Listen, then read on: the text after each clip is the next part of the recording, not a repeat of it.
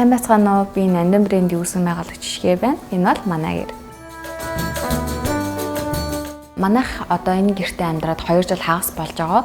Тэгээ анх бол ерөөсөө ингээд нэг өмнөх байранд амьдарч байхад нэг шинэ байр авъя гэж яг төлөвлөл явж исэн болохоос ч тийм яарвчлаж яваагүй байжгаад нэг гэртээ арах замдаа за энэгээр хоёлаа хайлт ороод гарч үзчихийгээд орж ирээд тэгээд ерөөсөө ийшээ орж ирээд цонхыг хараад тэгээл бүр ингээд амар дурлцсан. Манайх 3 хүүхэдтэй болохоор ерөөхдөө бид тээр гэртээ байх илүү дуртай. Тийм болохоор айл алах нэг гэрээсээ ажиллахыг илүүд үзээд янз бүрийн одоо шаардлагагүй уулзалтайгаар зүгээр ингээ уцаар ярьдаг ч юм уу. Яг тийм болгоод ингээд гэртээ ажиллаад явцдаг.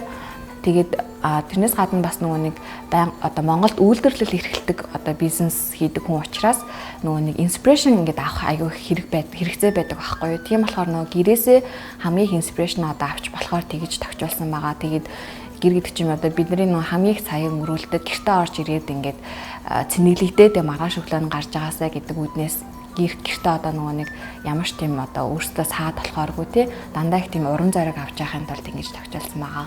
Ер нь бол өглөө яаж эхэлдэг вэ гэхээр том хүүхдээ өглөө сургуулийн автобусанд суулгана. Тэгээд дунд хүүхдээ цэцэрлэгт нь хүргэж өгөө. За тэгээд манай эхнэр манай баг бид 3 гэртээ үлдээд өглөөний цайгаа уугаад тэгээд хоо дэр ажиллаа төлөвлөд тэгээ явдаг. Тэгээд нийл мэтгэд дараагийн нэгтгэх болсон байдаг, хагасаа болсон байдаг. Тэгээд ажлын өдөр бол маш хурдан өнгөрдөг. За энэ бол манай зочны өрөө. Тэгээд зочны өрөөний гол концепт нь болохоор би 3 хүүхдээ аягүй их ном л их уншиж байгаасаа гэж ер нь хүсдэг. Тэгээд тийм болохоор ингээ номын сангаа ингэж байрлуулад тэгээд ерөөсөө ингээд ном уншаал буудан дээр хөвтөл 3 хүүхдээ байж байгаасаа гэж хүсдэг болохоор ингээд ийм албаар их том буудан хийлгсэн байгаа. Энийг болохоор бас Монголд Cage Furniture гэх тийм газраар хийлгсэн. Тэгээд энэ авдар маань болохоор минимал Монгол авдар гэдэг бас Монголд ийм авдар үйлдвэрлэлтэй аягүй гой газар байдаг. Тэндээс манад бэлэг болж ирж исэн. Тэгээд энэ бол бас манай гэрийн аягүй тийм хүндтэй хэсэг гэх юм уу те. Тий манай гэрийн бараг аягүй удаан байгаа зүйл болохоор энэ цэцэг байхгүй юу? Бүр 16 билүү 7 онд манай гэрт ах ирж исэн. Тэгээд тэрнээс хойш ингээд хөөрхөн бараг үхгээл тэгээл сэргийж босч ирээл ингээд одоо хүртэл байж байгаа. Энэ цэцгэндээс аягүй хайртай. За энэ болохоор одоо манай гэр бүлийн бараг хамгийн их цагаа өнгөрөөдөг газар. Тэгээд энэ хоёр зургийг болохоор яг шинэ байранд орохдоо зориулж яг авахулж исэн 19 онд Малайз дахтаа зүгээр битэр гэлгээс 5 минут ингээд өөрсдийнхөө зургийг аваад тэгээд оруулжсэн. Ерөнхийдөө нэг гол утга нь болохоор яг дандаа өрүүлж нэг зүгт харж ия гэдэг утгатайгаар ингэж одоо хийсэн байгаа. Тэгээд түрүүн ярьжсэнчлээ одоо нэг ингээл тэлмээ бол энэ ч галтгооны ард дандаа байж идэг. Тэгээ би болохоор ингээл хоол ингэж дамжуулаад хүүхдүүдтэй өгвөл тэгэл за дараачийн өдрөө бол яг орой яг хэдүүлээ хаашаа явах уу идэхүү гэл ингэж байж идэг. Тэгэхээр ерөнхийдөө энэ хэсэг бол хамгийн их тийм жаргалтай хэсэг гэж хэлж болно.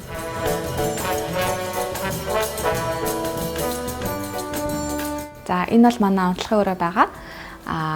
Тэгээ унтлагын өрөөндөө бас нэлээд хідэн зүйл нь ер нь бид нар бүгдээрээ өөрсдөө хийсэн. Энэ камин бол манай Нандо хомих. Тэгээд энэ бол бас утгагүй Нандонд гарч байгаа зураг байна. Тэгээд энэ орны бүрээс бас яг ийм ор олдохгүй байсан учраас өөрсдөө ингээд материал аваад бүрүүлж ингэж хийж исэн. Тэгээд энэгээр болохоор ингээд ойр зурвашдаг номнууд бас байгаа хүүхдийн номнууд. За энэ бол манай байрны өрөө. Тэгээд байрны өрөөнийхөө энэ хэсэгт аягүй их дуртай. Тэгээ одоо нэг ингээ онгоолгод харах юм бол ийшээгээ шалны мод, тоос орогч энтрэ гэдэг нэг царай мотонууд ийшээ хийчтэй. Тэгэхээр аягүй гоё. За энэ болохоор бид хоёрын одоо ганц хүүхэдтэй байх үеийн зураг 20-аар одоо Мико Хрушгэд 2 найз маань бэлгэлж исэн. Манайдаас их аягүй худж байгаа тийм гоё зураг байгаа. Ийшээ болохоор одоо манай хуцсны өрөө байдаг.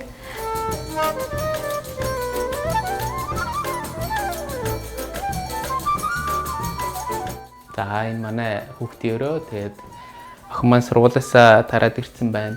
Тэгээд манай хүү охин хоёрын өрөөнд байдаг. Тэгээд унтлагын өрөөнд бол би битээр баг хүүхдтэйгээ байдгаа. Тэгээд 2 давхраар би бол аягүй авах сонирхолтой байсан. Тэгээд манай эхнэр болохоор 2 давхраар жоохон зайдал байвал хэцүү юм шүү гэд. Тэгээд доороос нэг ор гарч ирээд манай охин хоёр ингээд дээр доор ээжлээд ингээд унтдаг. За энэ арга болохоор бид нар өмнөх байрандаа аваалган сакс болгож ашигладаг байсан.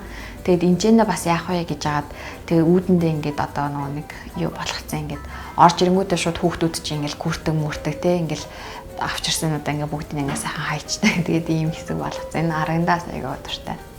За би бага охиноо төрүүлэхийн өмнө гинт ковид тусаад тэгээд нөгөө төлөвлөжсөнөөсөө төрж чадаагүй эмнэлэг твтэй. Тэгээд охиноо бүр 12 хоногтой байхад нь гэртээ гарч ирсэн нөхрөөсөө хал байжгаад тэгээд өмнөх 2 хүүхдээ болохоор ингээд нөхөртөө хамт төрхийн өрөөнд ингээд хамт байж байгаа төрүүлж исэн болохоор эндээс юу гэж бодсон бэ гэхэлээр бүгдээрээ хамтдаа байх нь л гэр бүл ажрал юм болоо гэж бодож байна.